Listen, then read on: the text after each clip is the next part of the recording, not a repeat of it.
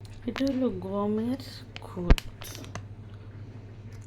তো এটা দিয়া কুইতিরা তো বানায় একটা জরিস একটা হারিস। আমি তো এটা দিয়া বাংলাদেশে খুদের ভাত বানায়, ওইটার অনেক কিছু করলাম। এখন আমি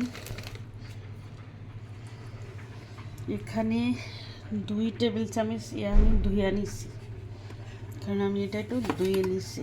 তারপরে এটার ভিতরে আমি 1 টেবিল চামচ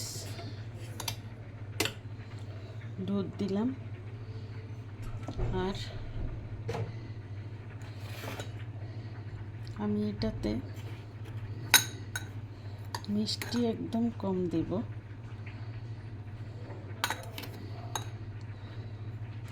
মিষ্টি দিলে অনেকটা লাগে, তবে আমি অল্প একটু চিনি দিলাম।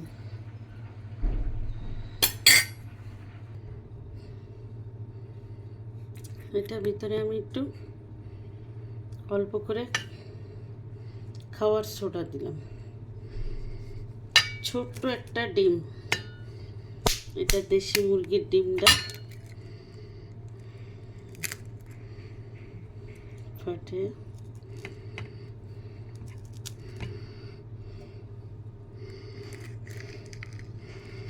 দেশি মুরগির ছোট ডিম হয়, ওই ডিমটা দিলাম।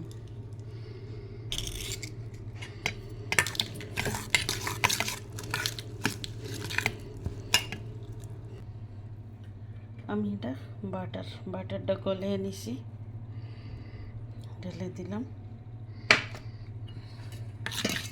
এটার সাথে 1 টেবিল চামচের বেশি হবে একটু, এটা আর সাথে আসবে খেজুর।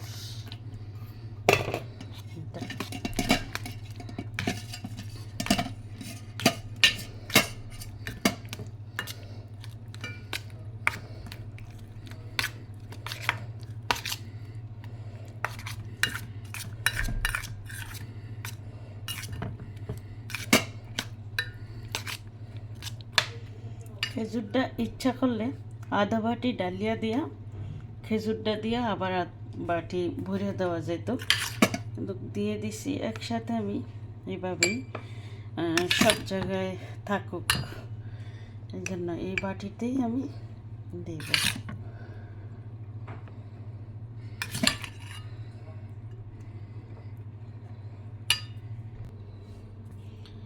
তো আমি এটা ওভেনে দিয়ে দিছি, বাটি ঢেলে। ওভেনে তো দিয়ে দিছি, আমি মাইক্রোওয়েভেই দিছিলাম। কি অবস্থা! হ্যাঁ, এই দেখেন, এটা আমির হামজার, এটা আমার, কারণ আমির হামজা সব কিছু এই কাপটাতে খায়। তো হয়ে গেছে এটা। আমি আর 30 সেকেন্ড দিব, দিয়ে এটা নামিয়ে নিব। 30 সেকেন্ড দিয়ে দিলাম। আমারটা আমি বের করে নিই, আমির হামজা এখন তাই আমি আমারটা বের করব, আর আমির হামজাটা এখন থাকবে। বিসমিল্লাহ।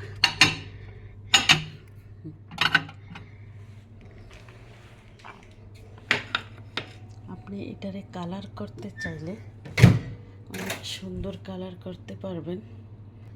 আমি এটা নামিয়ে নিলাম, আর এটারে আমি 10-15 মিনিট ঠান্ডা হোক। ঠান্ডা হওয়ার পরে আমি দেখাচ্ছি। আর এই টাইপের জিনিসটা আমি ছোট ছোট বাটি অ্যান্ড কাপের ভিতরে করি, মগের ভিতরে করি। সাইমার একটা, সামিরের একটা, আমার একটা, আইমার একটা, মানে আলাদা আলাদা ছোট ছোট বাটিতে করি, যা যেটা শেষে খাইয়ে নিই। তো এই জন্য আজকে আমিরের আর আমার, এই জন্য আলাদা আলাদা করলাম। তো আমি একটু পরে এটা একটু ঠান্ডা হোক, তারপরে দেখাচ্ছি যেটা কেমন হচ্ছে। এটা খেজুর দিয়া করা, আরও একটা করা যায়।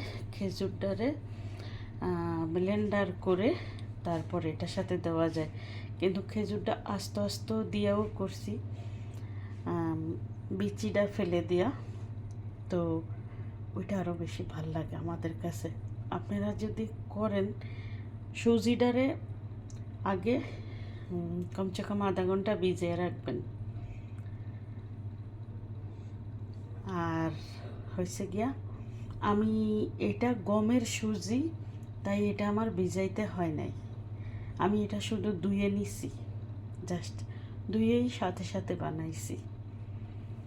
আপনারা যদি চাউলের সুজিটা দিয়ে করেন, আধা ঘন্টা ভিজিয়ে রাখতে হবে।